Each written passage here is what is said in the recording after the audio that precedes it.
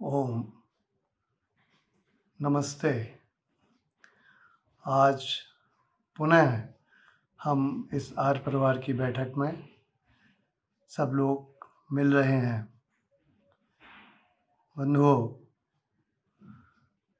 आइए हम इस बैठक का प्रारंभ ईश प्रार्थना के प्रथम और अंतिम मंत्र के पाठ के पश्चात प्रारंभ करेंगे। ॐ विश्वानि देव सवितदुरिता निपरासुव यद्भद्रं तन्नयासुव अग्ने नयसुपथाराय अस्मान् विश्वानि देववयुनानि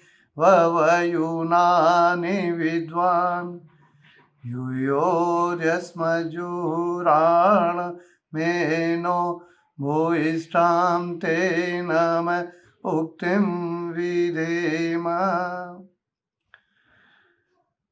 बंधुओं, गत माह हमने ये आशा प्रकट की थी कि संभवतः इस बैठक में हम प्रत्यक्ष रूप से सदैव की भांति ग्रैंड होटल में कर पाएंगे, लेकिन परिस्थितियाँ में कोई परिवर्तन नहीं आया, बल्कि थोड़ी सी और गंभीर हो गई हैं और चिंतनीय भी हैं। आइए थोड़ा सा हम इस पर गहन मंथन करें, मनन करें। एक ओर हमारा देश इस वैश्विक महामारी कोरोना के रूप में जूझ रहा है और संक्रमित लोगों की संख्या बहुत तेज़ी से बढ़ रही है। हालांकि सरकार बहुत अच्छे कदम उठा रही है और हमारी रिकवरी रेट भी 53% के लगभग है, जो एक शुभ संकेत है। लेकिन फिर भी हमें स्वास्थ्य के प्रति बहुत सजग रहना है और सतर्क रहना है। बंधुओं, आज देश एक विषम परिस्थितियों से गुजर रहा है। एक ओर हमारा प्राचीनतम प्रतिद्वंदी पड़ोसी देश पाकिस्तान हम पर सदैव आक्रमण करता रहता है।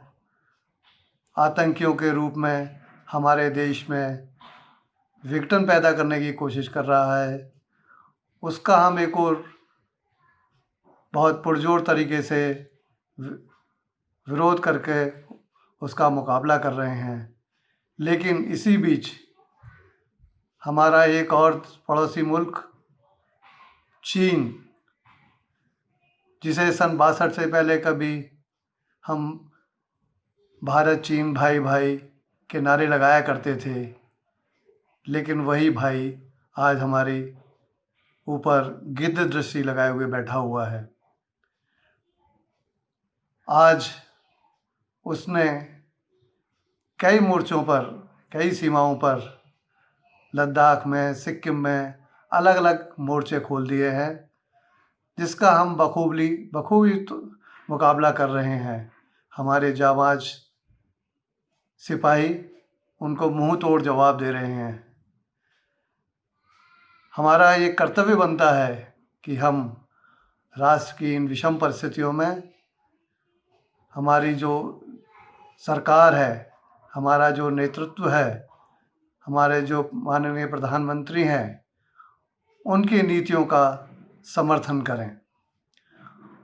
हो सकता है कहीं उनकी नीतियों में कोई कमी हो, लेकिन इन परिस्थितियों में प्रत्येक नागरिक का, प्रत्येक देशभक्त का ये दायित्व बनता है कि इस सरकार के साथ हम पूरा एक साथ होकर उनकी आवाज़ में आवाज़ मिलाकर इस दोनों मोर्चों पर, पाकिस्तान और चीन के खिलाफ, एकजुटता दिखाएं।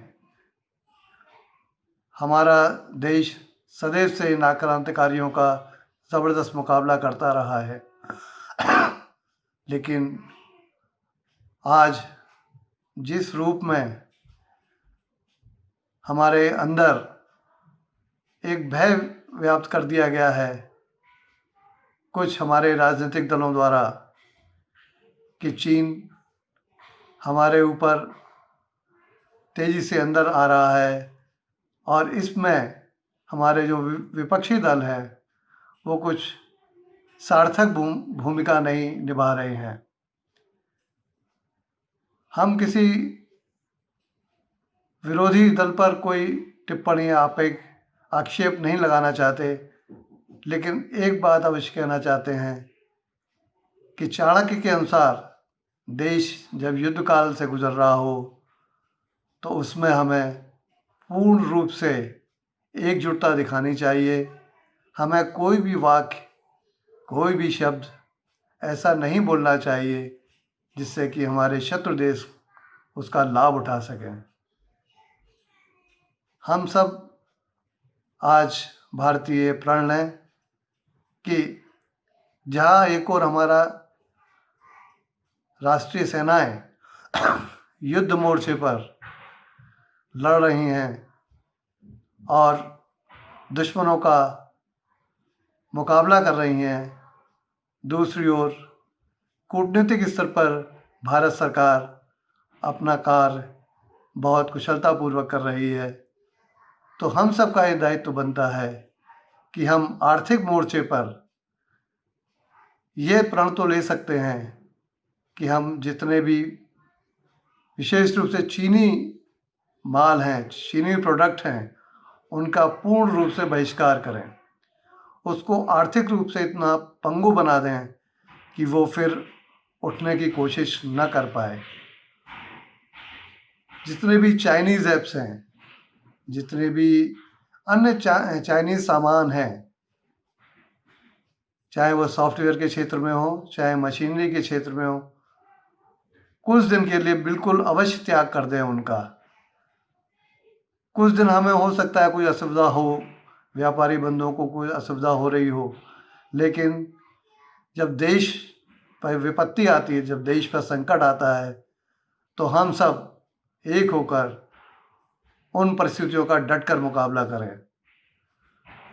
हम इन विषम परिस्थितियों में जो हमारे अंदर आंतरिक रूप से कुछ ऐसे तत्व घुस आए हैं जो हमारे समाज को अंदर से खोखला कर रहे हैं, उनको हम बेनकाब करें, उनके प्रति हम सजग हो जाएं, उनकी ओर से हम सतर्क रहें और उनको हम इंगित करें, उनको चिन्हित करके उनको हम इस देश से भगाने का कार्य करें। बंधुओं, हम इन 2-3 मोर्चे पर अगर लड़ाई लड़ेंगे एक साथ होकर, एकजुट होकर, तो हमारा राष्ट्र और सशक्त होकर के उभरेगा और समृद्धशाली भारत हमारा बनेगा। हम इस बैठक के अंत में जो हमारे जवान विभिन्न मोर्चे पर शहीद हुए हैं, चाहे वो पाकिस्तान के खिलाफ युद्ध करते हुए वीरगति प्राप्त हुए हों, चाहे वो चीन के खिलाफ जिन्होंने वीरगति प्राप्त की है, उन अमर वीर बलिदानियों के प्रति हम इस बैठक के अंत में 2 मिनट का मौन रखकर उन बहादुर जवानों की, उन बलिदानों के प्रति अपना हम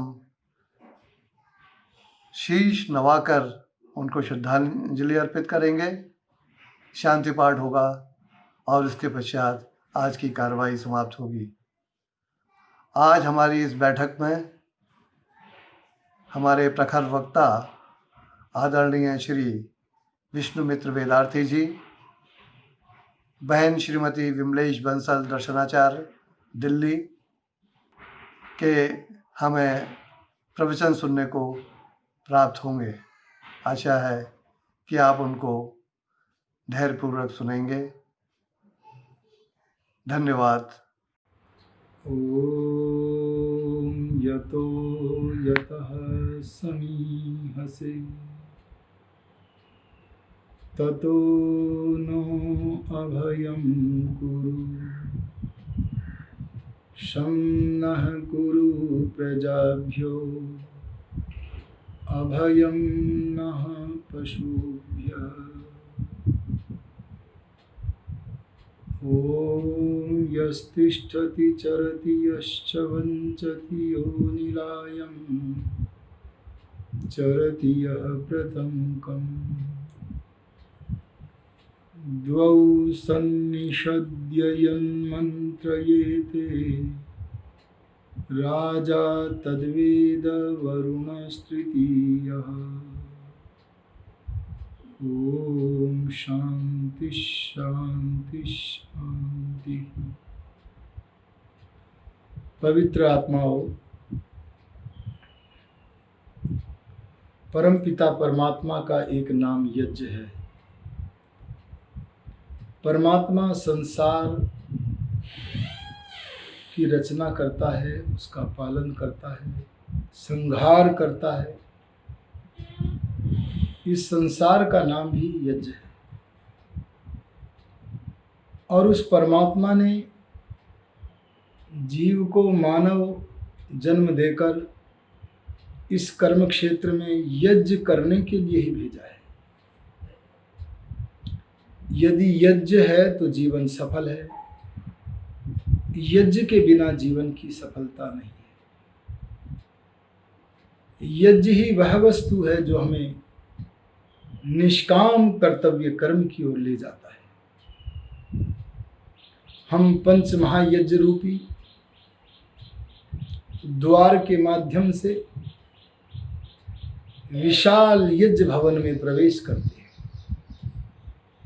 एक आर्य मनुष्य प्रतिदिन पंच महायज्ञ करता है।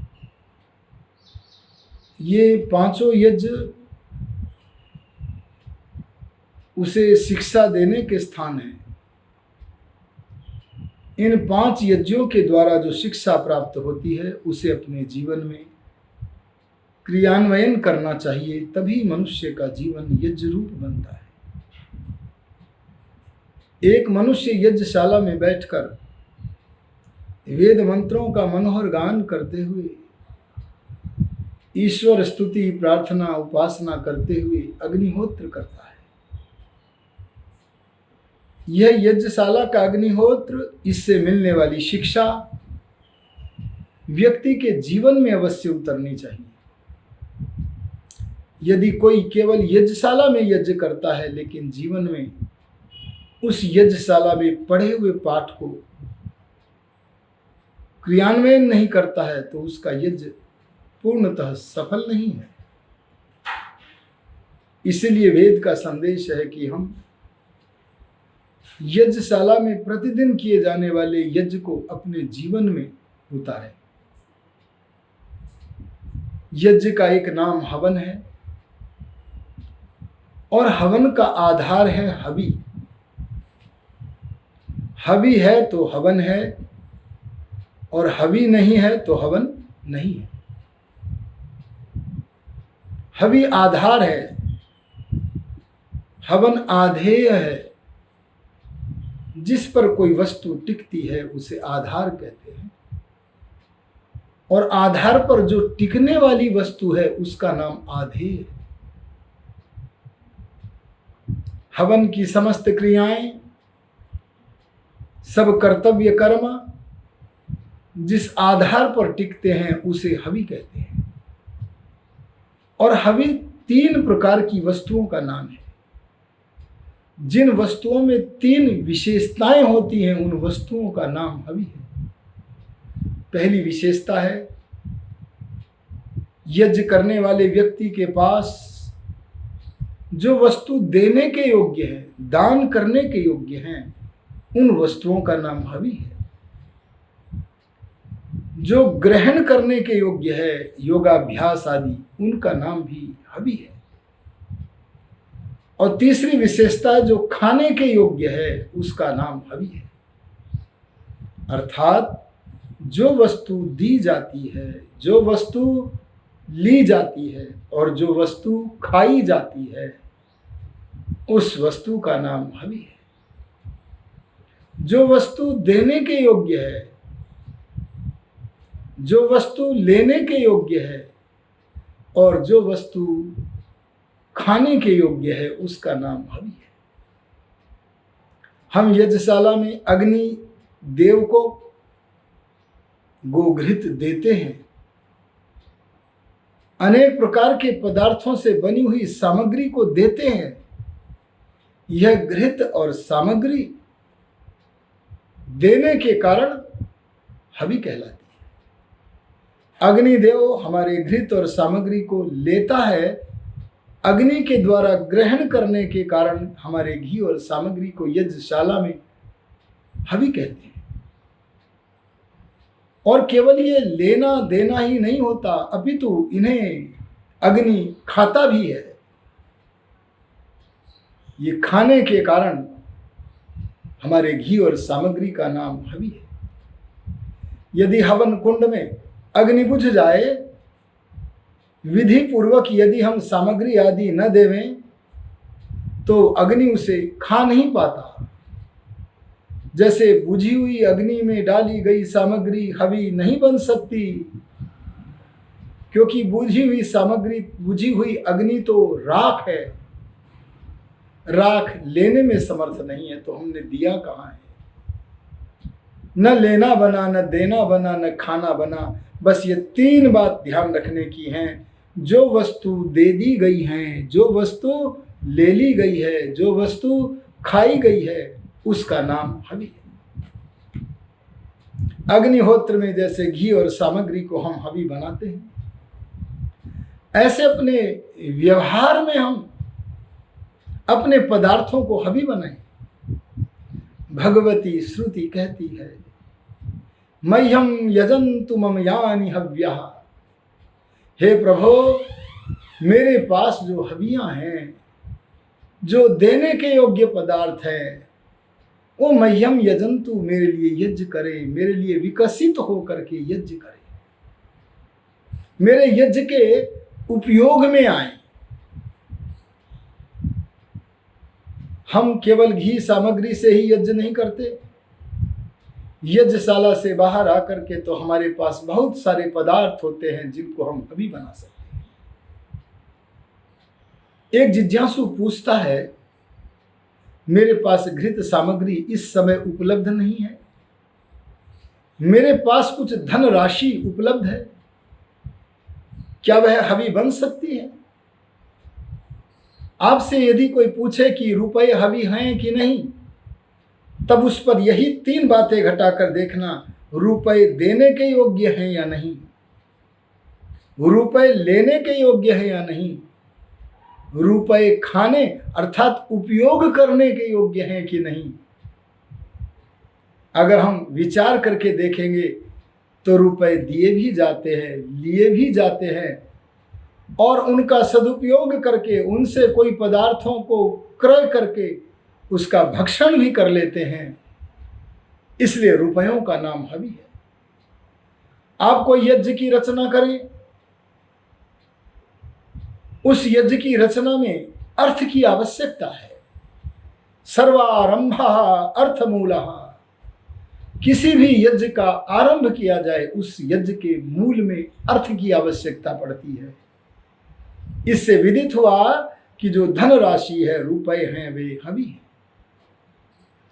जब एक जिज्ञासु को पता चलता है कि रुपए हवि हैं, तो वह व्यक्ति सावधान होकर अपने घर जाता है और संकल्प लेता है कि मैं रुपयों से हवन करूंगा, रुपयों की आहुतियां दूंगा।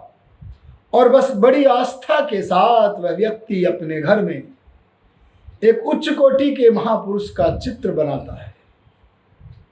कल्पना करें कि वह मर्यादा पुरुषोत्तम श्री राम का चित्र बनाकर मर्यादा पुरुषोत्तम श्री राम के चित्र की स्थापना अपने घर में करता है, और उस चित्र के सामने बड़ी भावना आस्था के साथ उन रुपयों को उस चित्र के समक्ष अर्पित कर देता है। आप विचार करें, क्या वह रुपए हवि बने? अगर हमें इसे विचार करना है, मंदिरों में जो लोग अपना अपना भोग लेकर के, कोई हलवा लेकर के, कोई खीर लेकर के, कोई फल लेकर के, कोई रुपए लेकर के उन्हें हबी बनाने की भावना से मूर्तियों के समक्ष या चित्रों के समक्ष अर्पित करता है। बस शास्त्रीय 3 कसौटियां हैं, इन पर कस करके देखें, अगर कसने पर सही उतरे तो हबी है, अन्यथा हबी नहीं है। देव दयानंद का यही संदेश है, वैदिक धर्म का यही संदेश है, ऋषि दयानंद का कोई नया संदेश नहीं है। आप विचार करें, श्री राम की चित्र के समक्ष आपने जो रुपए रखे, क्या वे उस चित्र ने लिए? जड़ होने से वो ले नहीं सकता।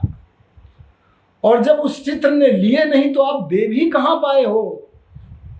न लेना बना है, न देना बना है, खाने का तो प्रश्न ही नहीं है।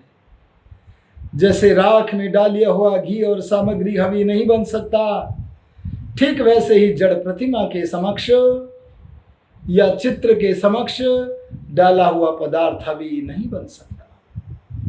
हमें तो हवी बनाने के लिए, हवन करने के लिए ये देखना होगा हमारी वस्तु जहां हम देना चाहते हैं वहां दी जा चुकी है या नहीं, उसने ग्रहण की है, खाई है या नहीं। ये 3 चीजें देखनी है। एक व्यक्ति कहता है मैं तो हवन नहीं कर सकता क्योंकि मैं निर्धन हूं।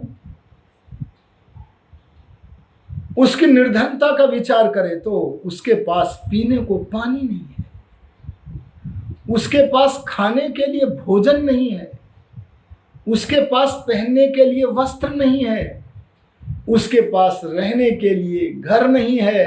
ऐसा किंचन व्यक्ति, निर्धन व्यक्ति, अर्थहीन व्यक्ति, आप विचार करें क्या यज्ञ कर सकता है?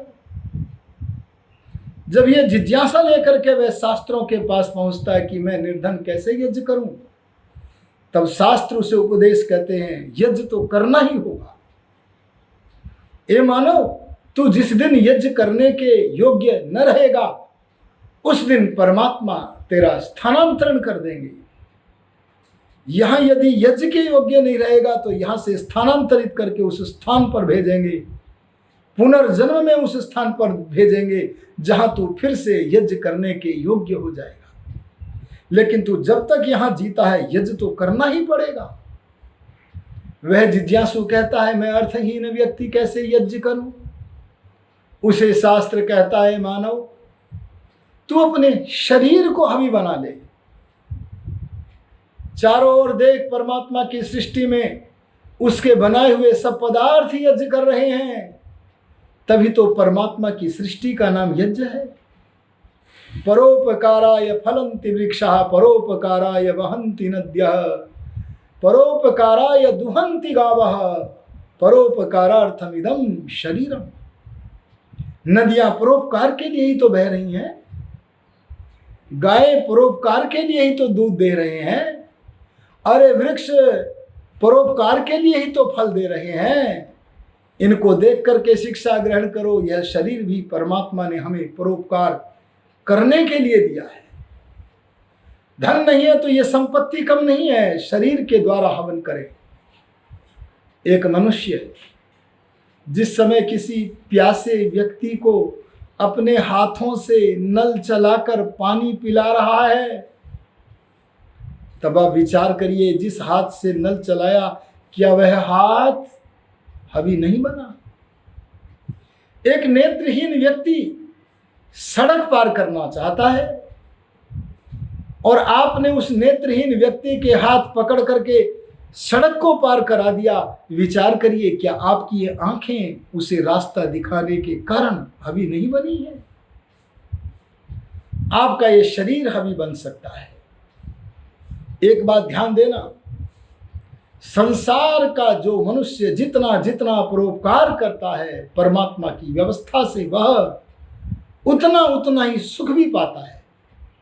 वर्तमान जीवन में पावे, अगले जीवन में पावे, अथवा आने वाले कई जन्मों के बाद पावे, ऐसा नहीं हो सकता कि कर्म करो और उसका सुंदर फल तुम्हें प्राप्त न हो। इसलिए न्यायकारी दयालु परमात्मा की व्यवस्था में परम विश्वास करके हमें सदैव यज्ञमय जीवन व्यतीत करना चाहिए। मनुष्य शरीर से ही हवन न करे, अपनी वाणी को हवि बना दे। एक मनुष्य की वाणी को अगर कोई ले लेता है और लेकर के खा लेता है तो बोलो ना, उसकी वाणी हवि नहीं बन जाती।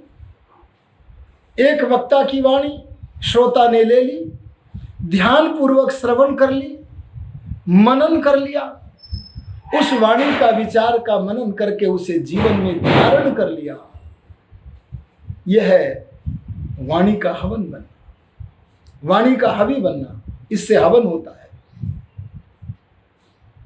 ब्रह्मवक्ता दयानंद सरस्वती एक बार प्रवचन कर रहे हैं। श्रोताओं की मंडली में बैठा हुआ एक युवक सामने खड़ा हो जाता है।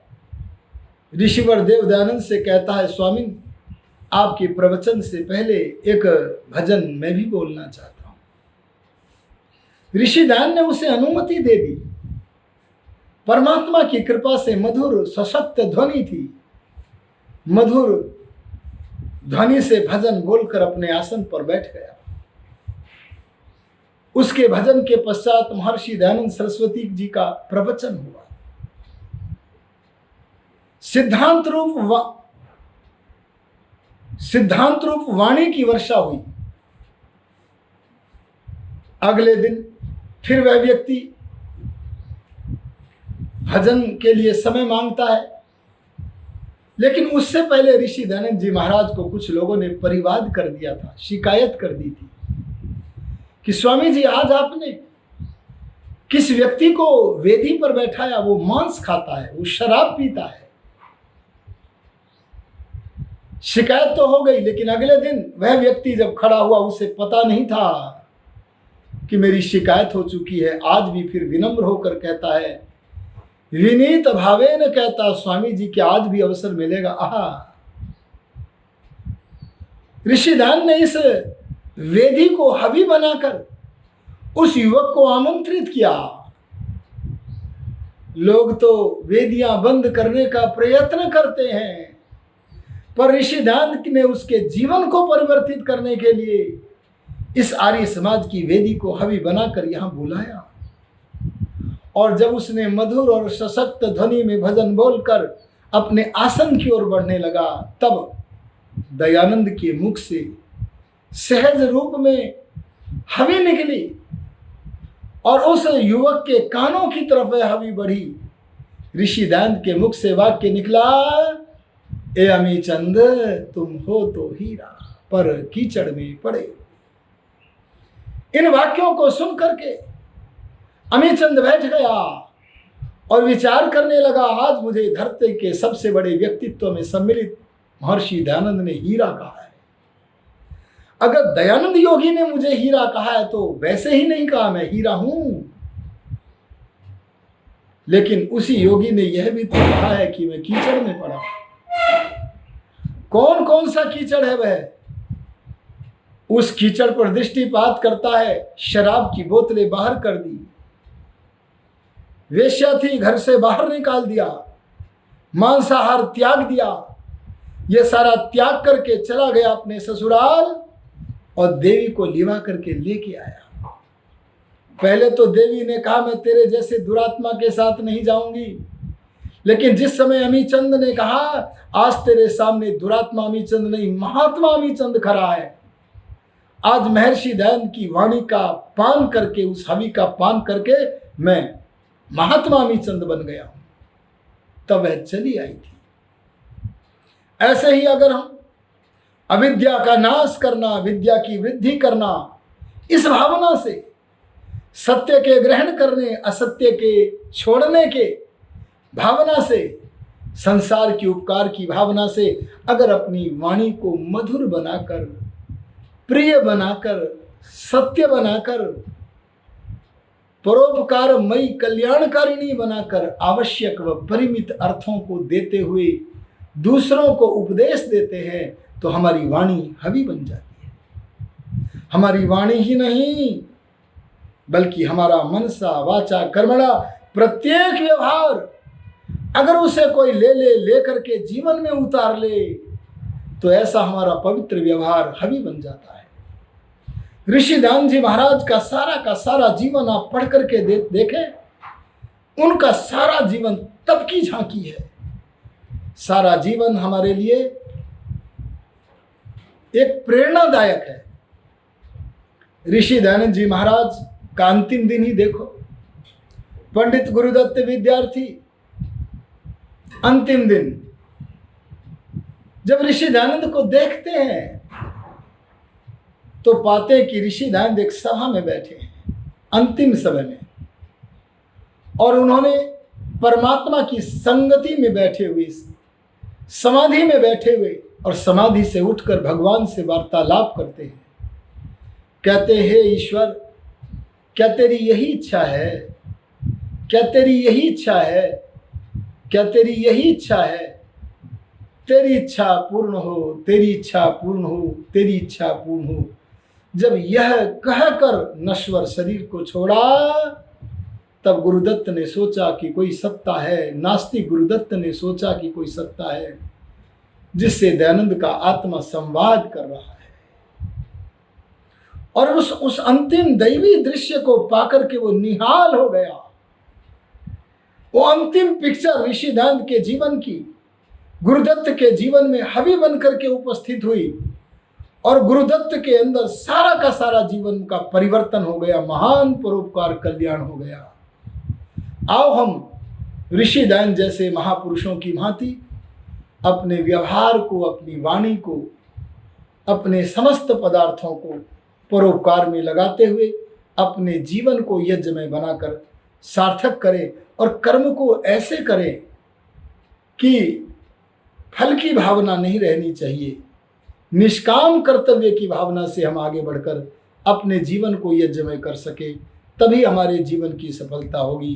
परमात्मा हम सब पर कृपा करें कि हम इस ओर आगे बढ़ सकें। ओम शांति शांति शांति। ओम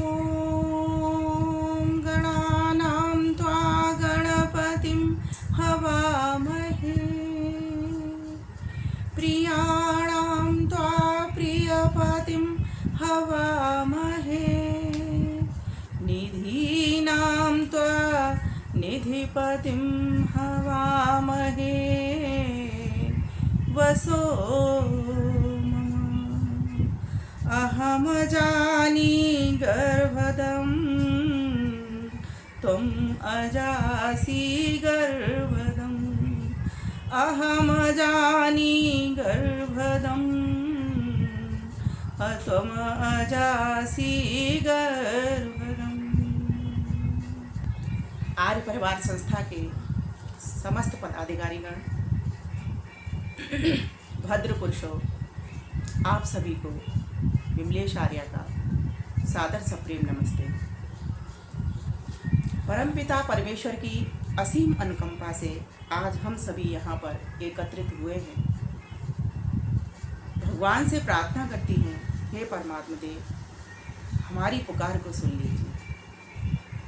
आज इस विपरीत परिस्थिति में, कोरोना के काल में, एक वैश्विक महामारी हम सभी के समक्ष आई हुई है। हम सभी जानते हैं कि यह जो महामारी है, अभी इसका कोई इलाज, इसकी कोई औषधि, इसका कोई वैक्सीन, इसकी कोई दवा नहीं बनी है। लेकिन फिर भी हमारी भारतीय संस्कृति का जो रहन सहन है वह बहुत ही अच्छा है। परमात्मा देव से हम प्रार्थना करते हैं, हे परमात्मा देव, आप गणपति हैं, हम समस्त प्रजाओं के आप राजा हैं, महाराजा हैं। हे प्रभु, हमें स्वस्थ रखिए, सुखी करिए और लंबी आयु प्रदान कीजिए। हम अच्छा जीवन जिएं, ऐसी हमें प्रेरणा करते रहिए। हम स्वस्थ हों, समृद्ध हों। हे प्रभु, हम आपकी आह्वान करते हैं, आपकी स्तुति करते हैं, और साथ ही साथ आपसे प्रार्थना भी करते हैं कि आपके गुण कर्म स्वभावों को हम भी धारण करें। जहाँ भी जो लोग आज दुखी हैं, परेशान हैं, उनकी हर संभव हम मदद भी करते रहें, क्योंकि आप राजा हो, महाराजा हो और असीम हो, पूरे संसार की सेवा करते हो, पूरे संसार की पालना करते हो, और मैं जीव तो एक सीमा में बंधा हुआ हूँ। जहाँ जहाँ तक यथाशक्ति मुझसे बन पड़े, मैं आपके जनों को सेवा पहुँचाता रहूँ। ऐसी आपसे प्रार्थना भी करता हूँ और उपासना भी करता हूँ। हे प्रभु, मैं आपको हमेशा अपने हृदय मंदिर में प्रतिष्ठित पाऊँ। आप तो रहते ही हैं, लेकिन मैं जीवात्मा एक हृदय स्थान के भीतर ही मेरा निवास स्थान है। माना कि आप सर्वत्र रहते हो, लेकिन मैं आपको प्राप्त वहीं कर सकता हूँ। तो आपकी प्रेरणा से, आपके सामर्थ्य से हे प्रभु, मैं आपके कर्म को अपने हाथ में लेके करता चलूँ। उससे पहले मैं स्वस्थ रहूँ, सबको कुछ खिलाने पिलाए बन सकूँ, ऐसी आपसे प्रार्थना करता हूँ। वेद मंत्र कहता है, यह यजुर्वेद का मंत्र है, प्रियाणाम त्वा प्रियपतिम हवामहे। आप ही तो प्रिय हो, प्रियो में सबसे प्रिय आप ही हो, क्योंकि समस्त संसार के ये जो पदार्थ हैं, इनसे हमें सुख भी मिलता है और दुख भी मिलता है। लेकिन हे परमात्मा देव, प्रिय सबको सबसे अधिक वही लगता है जिससे केवल और केवल सुख ही सुख मिले, आनंद ही आनंद मिले। तो हे परमात्मा देव, मेरे ऊपर कृपा करिए कि मैं आपको प्राप्त कर लूँ और आपके हृदय मंदिर में दर्शन कर लूँ और आपके काम को आगे आगे बढ़ाता चलूँ, सभी में प्रेम देखता चलूँ, सभी को प्रेम बांटता चलूँ, सभी को अपनाता चलूँ, सभी को अपनाता चलूँ। हे प्यारे पिता, यह आपसे प्रार्थना है, इसको स्वीकार करिए। मैं आपकी उपासना भी करता हूँ, मैं आपका उपासक हूँ, इसीलिए आप मुझे हृदय मंदिर में प्रत्यक्ष होइए। हे प्रभु, मैं आपको इस प्रकार से आपके स्वरूप को जानता रहूँ। फिर कहा, निधि नाम त्वा निधिपतिम हवामहे। आप ही समस्त संसार के धन भंडारी हो, कोषाध्यक्ष हो। हे प्रभु, आपसे ही तो हम ज्ञान, बल, आनंद, विद्या, बुद्धि प्राप्त करते हैं। आपसे प्रार्थना करते हैं, हम सभी को वो वैभव प्रदान कर दीजिए, जिससे कि हम भी आपके प्रिय पुत्र बन सकें और आपकी निधियों का सही प्रकार से प्रयोग करते हुए अपने सभी भाइयों में वितरण करते हुए प्रेम पूर्वक विचरण कर सकें। बसो मम, आप ही तो बसाने वाले हो, इस सारे संसार के निर्माता, पालक और संहारक आप ही हो। हे प्यारे पिता, आप ही हम सभी को धारण करते हो, आप ही हमको पोषण प्रदान करते हो। हे प्रभु, इसीलिए आपके इन गुण कर्म स्वभाव को मैं अपने भीतर धर सकूं और आगे आगे इस बात को प्रसारित कर सकूं कि वही एक निधि का भंडार है, वही एक प्यारों में प्यारा है और वही समस्त समूहों का एक ही ईश्वर है। न द्वितीयो, न तृतीयो, न चतुर्थो, न पंचमो, न कोई दूसरा है, न तीसरा है, न चौथा है, न पांचवा, न छठवा, न सातवां, न आठवां, न नौवां। वही एकमात्र एक ईश्वर है जो सबका अध्यक्ष है, सबको धन प्रदाता है, सबको आनंद का प्रदाता है, सबको ज्ञान का प्रदाता है। सारा संसार ही उसने अपने सामर्थ्य से रचा है। वही सारे संसार का अंतिम कारण है, मूल कारण है। ये प्यारे पिता, हमारे ऊपर कृपा दृष्टि रखिए कि हम अहम जानी गर्वदम, हम अपनी इस अविद्या को परे फेंक दें, इस अज्ञान को दूर फेंक दें, जिससे आपकी अनुभूति हमको होती चले। हे प्यारे पिता, आप तो तुम अजासी अजन्मा हो, आप कभी मरते नहीं, न जन्म मरण के बंधन में आते। हे परम पिता परमेश्वर, जन्म तो मेरा भी नहीं होता, क्योंकि मैं एक आत्मा हूँ, लेकिन मैं इस शरीर में तो मैं आता हूँ अपनी मूर्खता के कारण, अपनी अविद्या के कारण, अपने अज्ञान के कारण। हे प्यारे पिता, हमें यह बुद्धि दीजिए, हमें यह सद्विवेक दीजिए, वैराग्य दीजिए, ज्ञान दीजिए कि हम सबके साथ में अच्छा बर्ताव करते हुए आप प्रियो में प्रिय परम पिता परमात्मा को प्राप्त कर सकें। इसके लिए हम विद्यावान बने, चरित्रवान बने, आदर्शवान बने और अपनी भारतीय संस्कृति से ओतप्रोत रहते हुए, अपनी इम्यूनिटी सिस्टम को मजबूत करते हुए, स्वस्थ सुखी संपन्न होते हुए, हे परमपिता परमेश्वर, ऐसी महामारियों को, रोगों को, कष्टों को, दुखों को, क्लेशों को, अशांति को, द्वेष भावना को परे फेंक दें और सबका हित करते हुए इस संसार में विचरण कर सकें। ऐसी आपसे प्रार्थना करते हैं। मेरा ऐसा मानना है, इस विपरीत परिस्थिति के काल में, जैसा कि आज हम सभी देख रहे हैं, भयभीत हो रहे हैं, भयभीत होने की किसी को आवश्यकता नहीं है।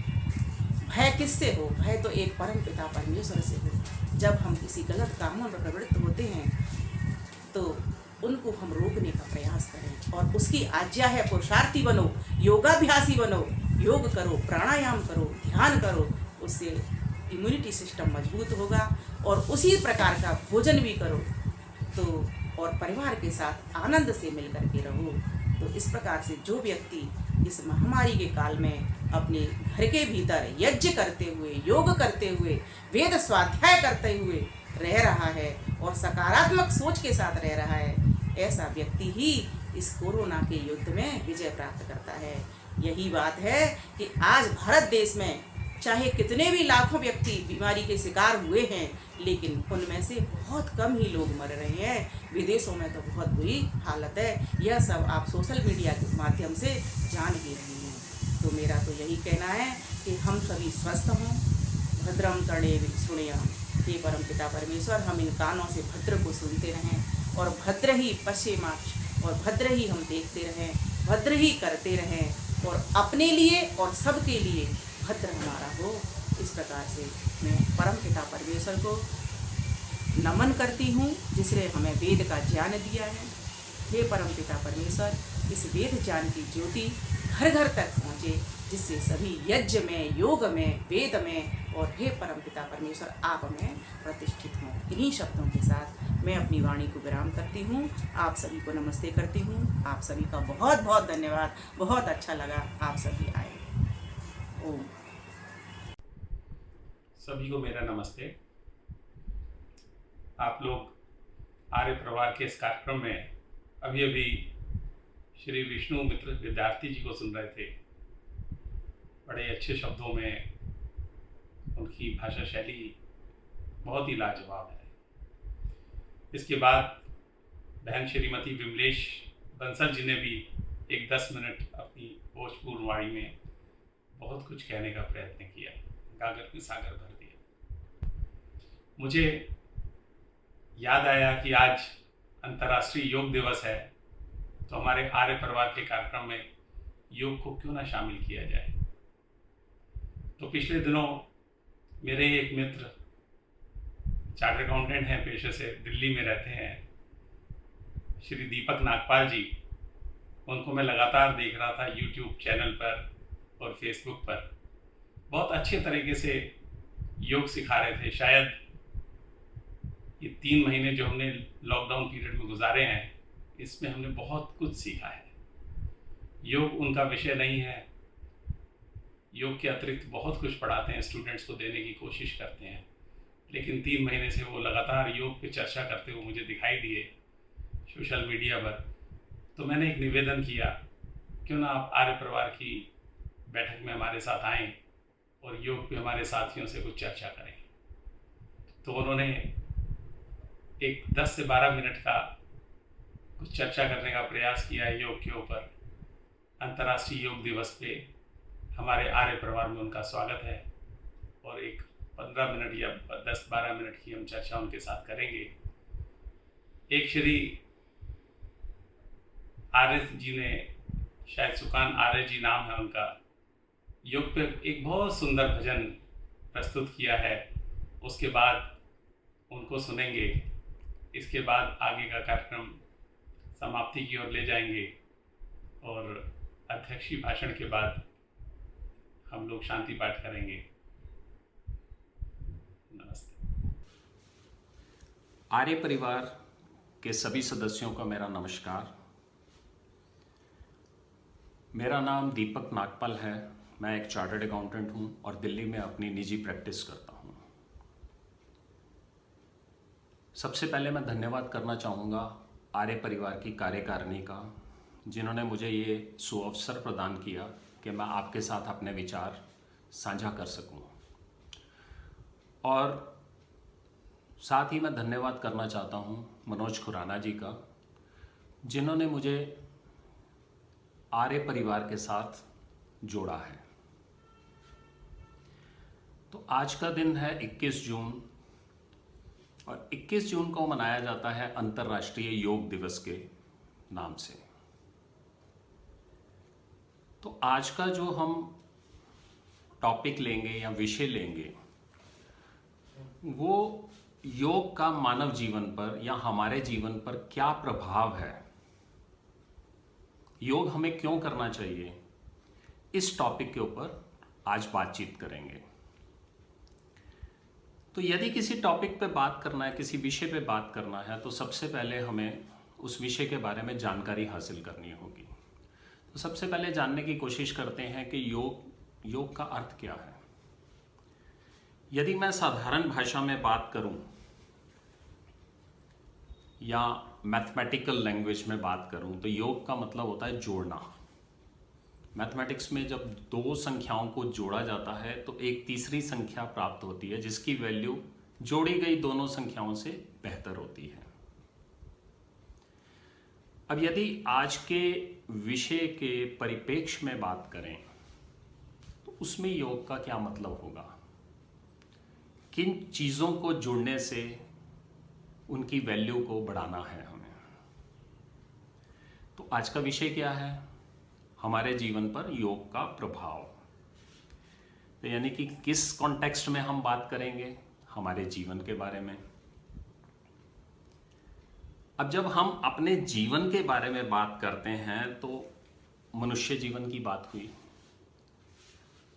तो मनुष्य यानी कि ह्यूमन बीइंग को दो भागों में डिवाइड किया जा सकता है। एक है ह्यूमन बॉडी और एक है ह्यूमन माइंड, यानी कि तन और मन।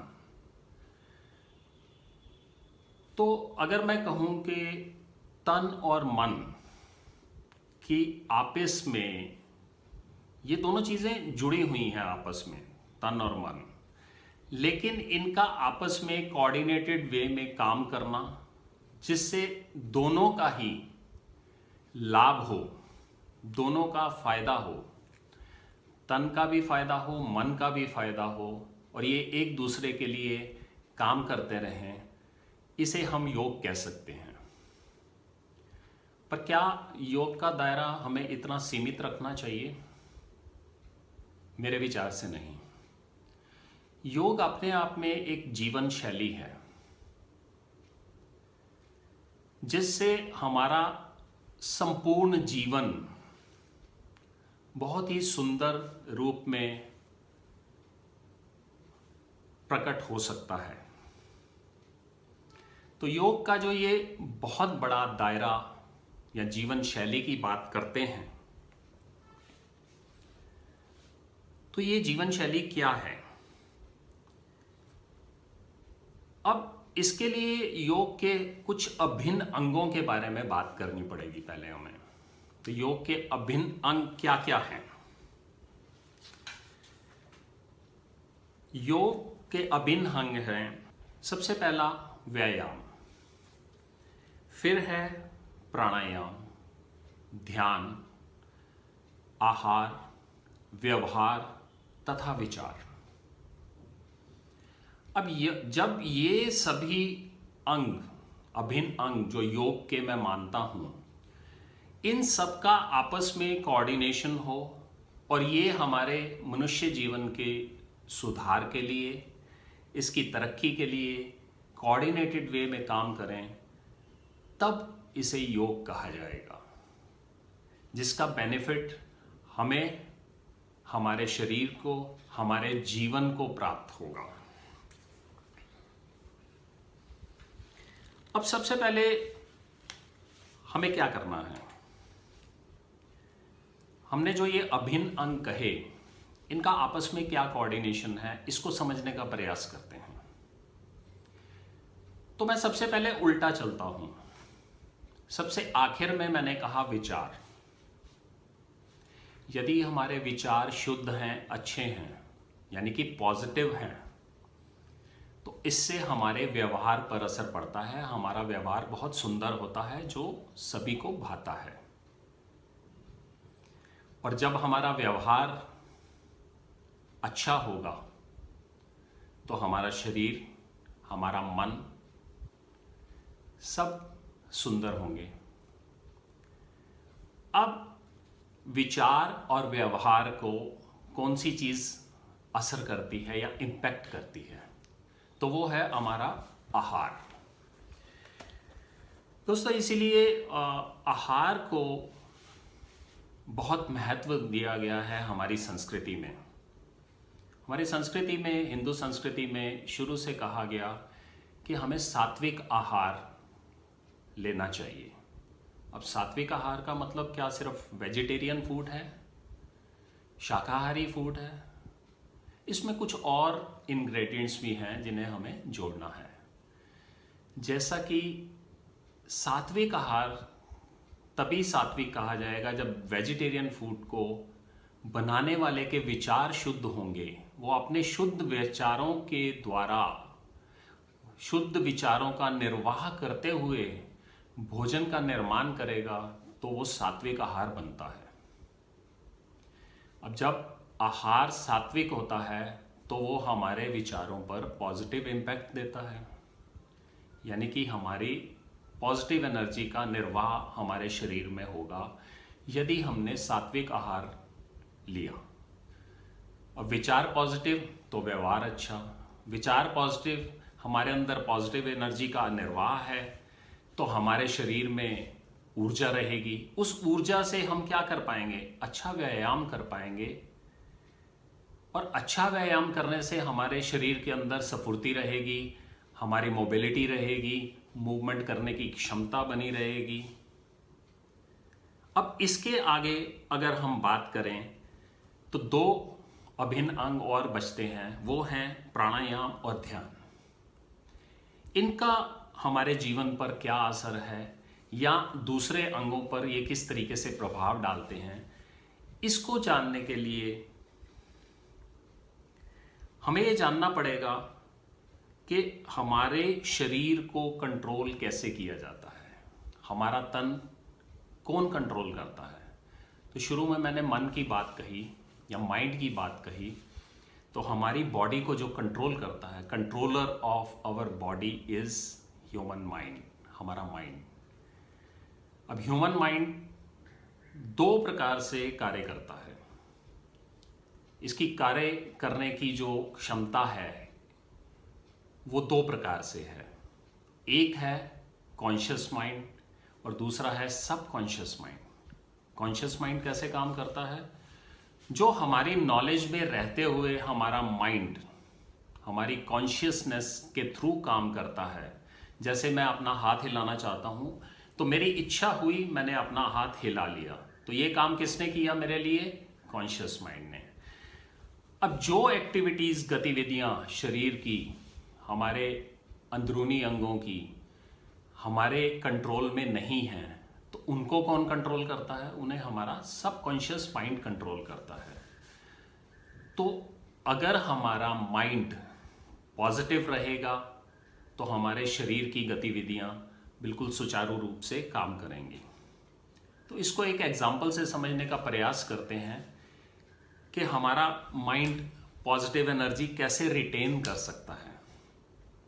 यदि हम में से कोई एग्रीकल्चरिस्ट हो या इस बैकग्राउंड को जानता हो तो हमें मालूम होगा कि कभी भी खेत को खाली छोड़ दिया जाए तो उसमें खरपतवार उगाती है, वीड्स आ जाते हैं अपने आप।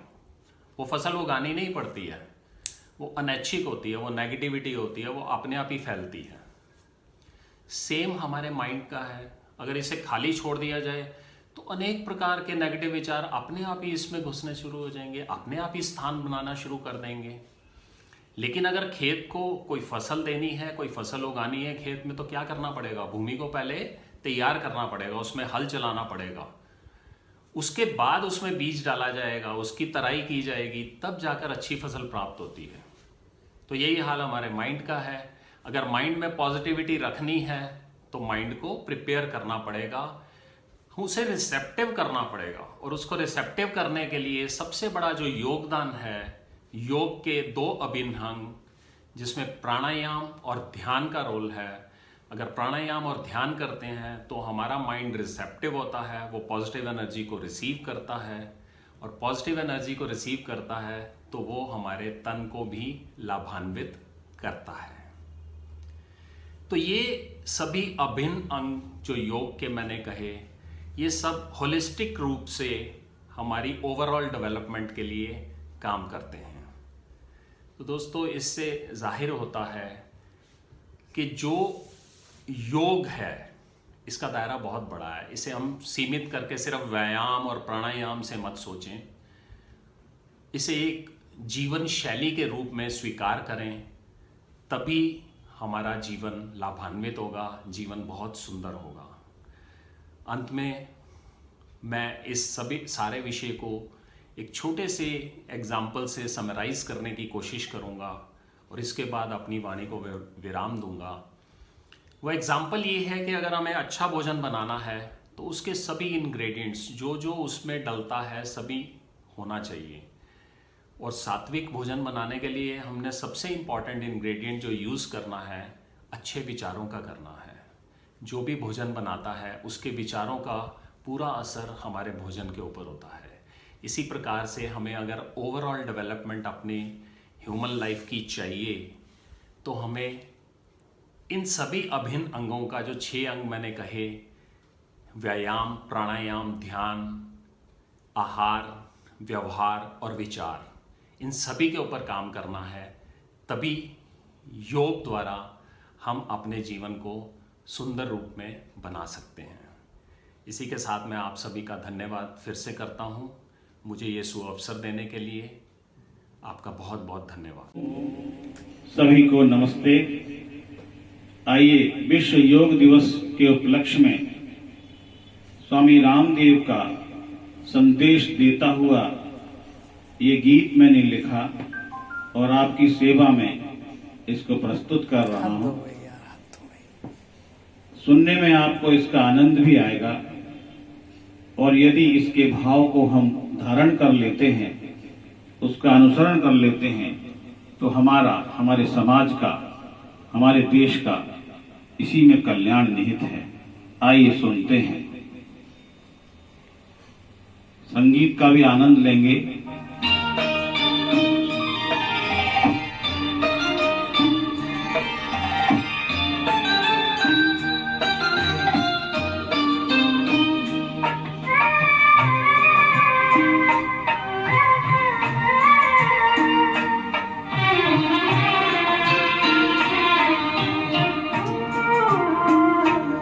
जब भोर हो तो करना, जब सांझ हो तो करना, जब भोर हो तो करना, जब सांझ हो तो करना। तुम योग प्राणायाम भूल न जाना, ये अभ्यास ना बिसराना। जब भोर हो तो करना, जब सांझ हो तो करना।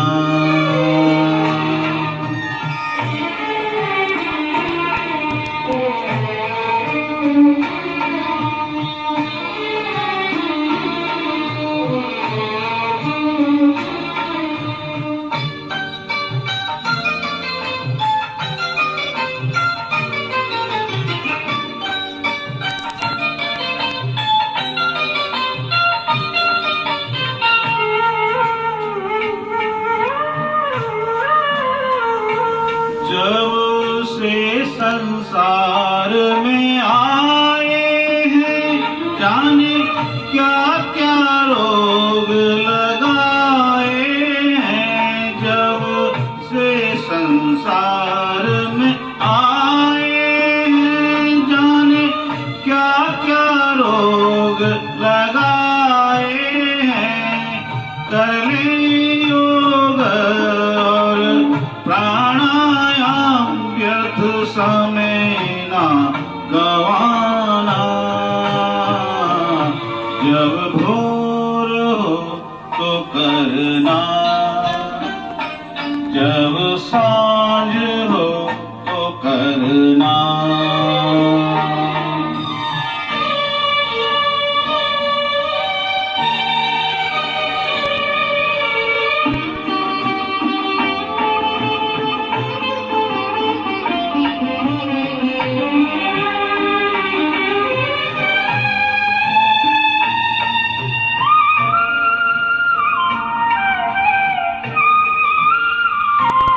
अपने में अगर नियम संयम है तो हमसे दूर हर एक गम है। अपने में अगर नियम संयम है तो हमसे दूर हर एक गम है। बीतेगा शांति का जीवन, होगा पापों से बच जाना। जब भोर हो तो भजना, जब सांझ हो तो करना।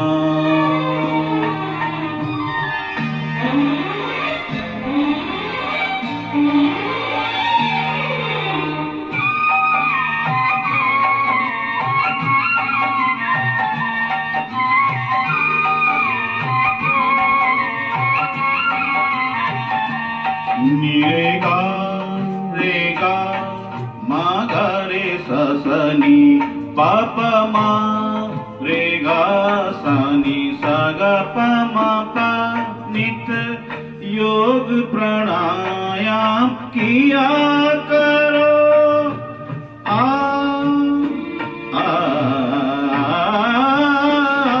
नित स्वाध्याय सत्संग किया करो।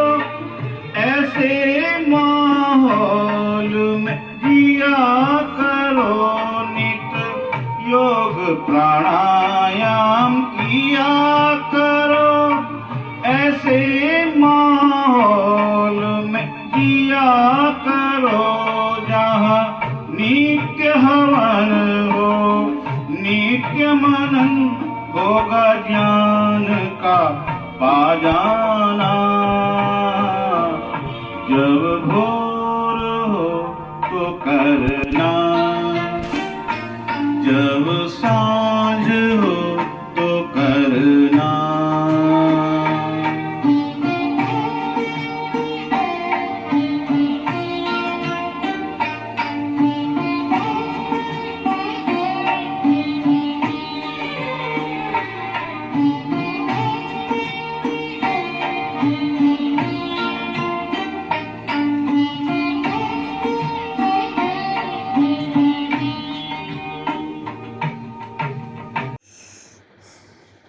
भद्र पुरुषों एवं मातृशक्ति, आज आपने आर्य परिवार की इस मासिक बैठक में विद्वानों के प्रवचनों का लाभ उठाया और आनंद लिया। अभी एक घटना हो के चुकी है। सूर्य और पृथ्वी के बीच में जब चंद्रमा आ गया तो सूर्य ग्रहण हो गया। ये ईश्वर द्वारा निर्मित प्रकृति की कुछ प्राकृतिक क्रियाएं हैं जो होती रहती हैं। चंद्र ग्रहण, सूर्य ग्रहण इस पृथ्वी पर होते रहते हैं, लेकिन कुछ ऐसे विद्वान हैं जिन्होंने लोगों को ये कह के भ्रमित किया है कि इससे अच्छा होगा, इससे बुरा होगा, वर्तमान में ये अच्छा है, भविष्य में ये अशुभ होगा, और इससे लोगों को डराया है। तो हमको इससे सीखना चाहिए और ये लोगों को इससे आगाह करना चाहिए कि ये सब प्राकृतिक क्रियाएं हैं और इससे किसी का कोई नुकसान या भला होने वाला नहीं है। और अभी ये तो प्राकृतिक क्रिया हुई, लेकिन मनुष्य द्वारा निर्मित एक ऐसी प्रक्रिया अभी हमारे पड़ोसी देश ने की है जिससे पूरी मानव जाति और संपूर्ण विश्व पर एक बहुत बड़ा संकट आ गया है। क्योंकि ये कोरोना वायरस शायद लैब में ही बनाया गया है और इससे इस वक्त मानव जाति पर बहुत बड़ा संकट आ गया है। हमें इसकी भर्त्सना करनी चाहिए और परमपिता परमात्मा से प्रार्थना करनी चाहिए कि हम लोग सब प्रसन्न रहें, स्वस्थ रहें और इस कोरोना का अतिशीघ्र समाप्ति हो। ईश्वर ने वेदों के द्वारा ऋषियों ने हमको ये ज्ञान दिया है कि हमें मानवता की भलाई के लिए ही सारे कार्य करने चाहिए, ना कि उसके संहार के लिए। अभी कुछ समय पहले ही हमारे पड़ोसी देश ने ही हमारे सैनिकों के साथ बहुत बड़ा दुर्व्यवहार किया है और उनकी हत्याएं की हैं। हम इसकी घोर भर्त्सना करते हैं और परमपिता परमात्मा से ये प्रार्थना करते हैं कि उन वीर शहीदों की आत्माओं को शांति और सद्गति प्रदान करे। इस प्रोग्राम की समाप्ति के बाद 1 मिनट के लिए आप कृपया मौन रखें। मैं आज के सभी वक्ताओं का हृदय से आभार व्यक्त करता हूं। उन्होंने अपना आज बहुमूल्य समय हम लोगों को दिया। आज विश्व योग दिवस भी है। मैं आपसे ये अनुग्रह करता हूं कि आप लोग योग और प्राणायाम दिन प्रतिदिन करें, क्योंकि इससे शरीर की इम्यूनिटी बहुत अच्छी बनती है। और इस वक्त जो वायरस फैल रहा है उसमें सारा खेल इम्यूनिटी का ही है। आपकी इम्यूनिटी शरीर की अच्छी होगी तो आप इस रोग से लड़ पाएंगे। अंत में मैं आप सभी का हृदय से आभारी हूँ कि आपने अपना बहुमूल्य समय दिया, और आशा करता हूँ कि बहुत निकट भविष्य में ही हम लोग अपनी पुराने सभागार में फिर मिल पाएंगे। अब अंत में 1 मिनट के मौन के पश्चात शांति पाठ होगा और सभा की कार्रवाई समाप्त होगी। धन्यवाद।